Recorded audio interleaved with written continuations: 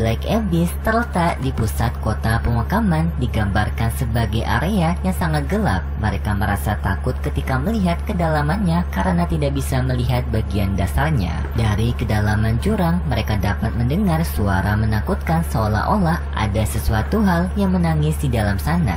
Beberapa orang berspekulasi bahwa artefak abadi terjatuh ke dalam jurang tersebut dan menunggu untuk diambil, tetapi tidak ada yang berani untuk turun. Banyak orang percaya bahwa jarak antara artefak abadi dan permukaan sangat jauh membuatnya sangat berbahaya untuk mencoba turun ke Black Abyss. Shihao memberitahu meskipun adanya keberadaan dari artefak abadi, Shihao tidak bisa melihat ke sana menggunakan penglihatan surgawinya karena indera divanya tidak dapat menembus aura di sekitaran Black Abyss. Diceritakan bahwa Black Abyss memiliki sejarah panjang dan banyak tokoh kuat yang mencoba menjelajahinya, tetapi tidak ada yang kembali dari mereka semua. Dan juga di sana adanya beberapa ras seperti Centauri dan juga Fiend kuno yang memiliki kekuatan dan penampilan menakutkan yang bersedia menukarkan harta apapun jika adanya seseorang yang bisa mendapatkan harta di dalam sana. Istilahnya ras Centauri dan juga ras Fiend kuno akan mau membeli harta dari orang yang telah mendapatkan harta di dalam Black Abyss ini.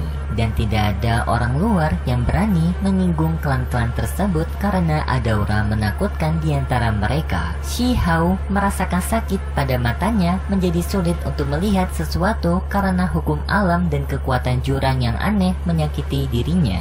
Shihao menyadari bahwa mata surgawinya telah kehilangan efektivitas untuk bisa meneliti jurang Black Abyss ini. Cao Yusheng menjelaskan mata surgawi hanya efektif untuk jarak dekat dan tidak dapat menjelajahi lebih dalam lagi.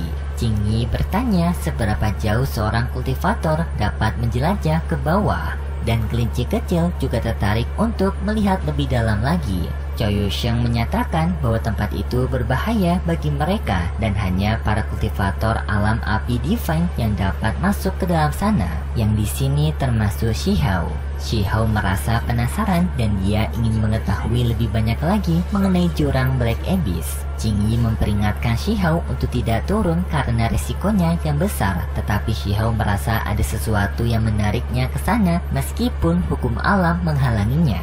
Dan sebelum Shihao turun ke sana, Shihao pun memperingatkan kepada lainnya untuk berhati-hati dari ancaman orang-orang negeri surgawi. Cao Yusheng menjawab bahwasanya ia telah membuat formasi pembunuhan untuk melindungi mereka. Shihao pun mulai turun ke bawah ke jurang Black Abyss dengan kesadaran bahwa terbang menjadi lebih sulit di dalam sana. Shihao melanjutkan perjalanan ke bawah dengan cepat, tetapi menyadari bahwa dia tidak bisa terbang ataupun merasakan indera sucinya karena semua itu bisa membuat Shihao merasakan sakit. Shihao terkejut saat dia semakin dalam. Dia tidak bisa melihat dengan jelas karena simbol-simbol misterius yang menghalangi pengamatannya. Yang dengan kekuatan mata surgawinya Shihao hanya bisa melihat sejauh 1 zang saja, yang membuatnya harus berhati-hati. Meskipun demikian, dia lebih unggul dibandingkan para kultivator lainnya yang meraba-raba dengan cemas menghadapi batas jarak pandang mereka. Pada jarak 100 zang ini, situasi dianggap aman meskipun ada simbol misterius yang menyerang, tanda-tanda bahaya masih bisa diatasi. Tetapi sayangnya tidak ada harta artefak yang bisa ditemukan di area ini. Shihao pun melanjutkan perjalanannya turun ke bawah, yang sekarang jumlah orang-orang yang dapat bertahan di tempat ini semakin dikit karena kekuatan dan juga bahaya membuat mereka kehilangan nyawa. Dengan kecepatan tinggi seperti kadal, Shihao melanjutkan perjalanan ke bawah mencapai jarak sampai 600 zang. Yang di sini Shihao menemukan bagian dari fragmen esensi bintang yang biasanya tidak dapat dijangkau oleh para master sekte di atas permukaan. Dan setelah mencapai 800 zang, Shihao melihat senjata yang masih utuh meskipun sudah bertahun-tahun. Setelah mencapai 1000 zang, Shihao merasa ada panggilan misterius yang semakin dekat. Setelah melanjutkan perjalanan, Shihao pun pada akhirnya berada di sebuah titik yang di sana Shihao melihat adanya daun willow yang mengeluarkan cahaya berwarna hijau. Yang dimana di tempat ini juga adanya pemandangan menyeramkan karena adanya bekas darah dan simbol misterius yang menandakan adanya makhluk kuat yang telah terbunuh di tempat ini.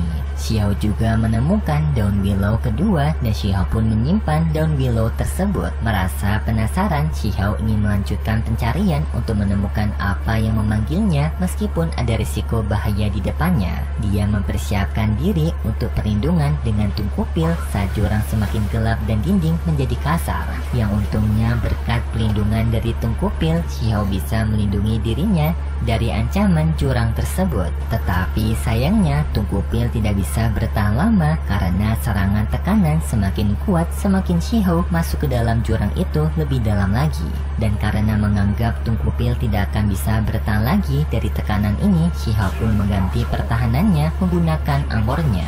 Berkat armornya ini, Xiao bisa melanjutkan perjalanan sampai jarak 8.000 zang dari atas permukaan tanah. Yang dari jarak tersebut, Xiao menemukan adanya kekuatan listrik dan aura mengerikan dari darah yang telah mengering.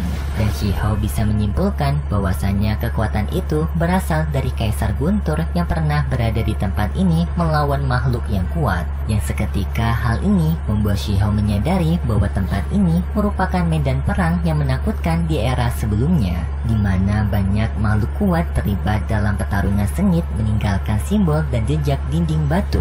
Ketika sampai di kedalaman 90.000 zang, Xiao mendengar suara aneh dan merasakan aura Dewi Willow semakin kuat. Di sana Xiao menemukan cabang emas yang masih memiliki kekuatan divine meskipun sangat lemah, dan Xiao terkejut melihat adanya makhluk besar yang hancur tertusuk oleh cabang Willow. Yang hal ini pun membuat Xiao sadar bahwasanya orang yang telah melakukan hal ini merupakan Dewi Willow, melakukan pertempuran besar melawan makhluk ini. Xiao pun mengambil cabang willow emas itu dan ia menyimpannya ke dalam kantung penyimpanannya. Singkat cerita, Xiao pun pada akhirnya telah sampai di dasar jurang setelah melakukan perjalanan yang sangat panjang sekali.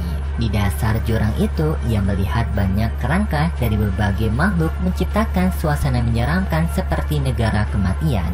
Dia menyadari bahwa kerangka ini adalah para ahli yang sebelumnya berusaha menjelajahi jurang namun jatuh dan meninggal mayat mereka di sini. Xiao semakin merasakan sesuatu yang memanggil dirinya dan pada akhirnya Xiao melihat adanya sebuah altar kuno yang sangat besar. Altar itu juga terdapat banyak bercak darah yang menandakan bahwasannya tempat ini dulunya merupakan tempat pertempuran. Dan di sana Xiao melihat adanya kesan dari makhluk besar yang terlibat dalam pertempuran dan melarikan diri di dalam peti mati tembaga, merujuk pada peristiwa dari era agung kuno abadi. Xiao mengetahui bahwasannya banyak makhluk kuat termasuk Dewi Willow telah dikalahkan di era kuno itu. Apalagi di sana Xiao melihat adanya kuali yang dari kuali tersebut terdengar adanya panggilan untuk ikut serta dalam pertempuran besar, yang dimana kuali tersebut juga mengeluarkan kekuatan luar biasa hebat dan juga memancarkan kekuatan divine yang terus-terusan menyuruh kepada Xiao untuk masuk ke dalam kuali itu ikut serta dalam pertempuran besar.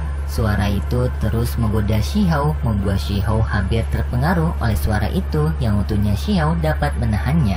Dan tidak lama kemudian dari altar tersebut munculnya dua segel formasi yang dimana satunya merupakan formasi waktu berjalan maju, sedangkan satunya lagi merupakan formasi berjalan mundur. Xiao melakukan sebuah eksperimen di dalam formasi itu dengan ia melemparkan ramuan obat di salah satu gerbang formasi yang membuat salah satu obat itu tiba-tiba saja tumbuh menjadi obat yang matang, tetapi pertumbuhannya tidak berhenti. Obat itu terus bertumbuh sampai layu dan juga pada akhirnya ia mati. Sedangkan pada segel formasi lainnya obat itu dimasukkan ke tempat tersebut yang obat itu menjadi sebuah tunas mengecil menjadi biji yang pada akhirnya juga menghilang. Xiao yang melihat ini memahami bahwasanya dua segel formasi ini merupakan formasi waktu maju dan juga mundur. Satunya membuat pertumbuhan, satunya lagi membuat pengembalian.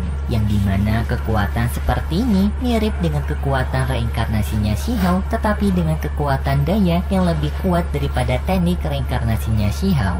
Shihao bertekad untuk kembali ke altar ini di masa depan nanti dengan kekuatan yang lebih besar agar bisa memecahkan misteri di tempat ini. Dia menyadari bahwa dunia sedang berubah dan ada kekacauan yang akan datang dan menyadari pentingnya untuk menguatkan diri. Shihao berjanji untuk menjadi lebih kuat dan bertekad untuk menghadapi semua musuh di jalan menuju puncak. Shihao pun bersiap untuk meninggalkan altar tersebut, tetapi di saat itu ia melihat sesosok samar muncul dari kuali membuatnya terkejut. Shihao melihat altar bergetar dan sosok itu terjatuh ke dalam lubang tidak stabil membuatnya bingung tentang apa yang terjadi. Shihao merenungkan apakah sosok itu berasal dari masa lalu dan merasa penasaran apakah dia akan bertemu lagi dengan orang itu suatu hari nanti. Tetapi mohon maaf cuy, orang ini gak terlalu dijelaskan di versi novelnya siapa, tetapi kemungkinan Dewi Willow, karena pada preview episode selanjutnya kita diperlihatkan dengan Dewi Willow yang tampak menunjukkan dirinya. Jadi kemungkinan besar sosok ini tuh merupakan Dewi Willow, tetapi mungkin saja juga enggak. Dan karena masih belum jelas, mari kita lihat saja untuk episode selanjutnya nanti.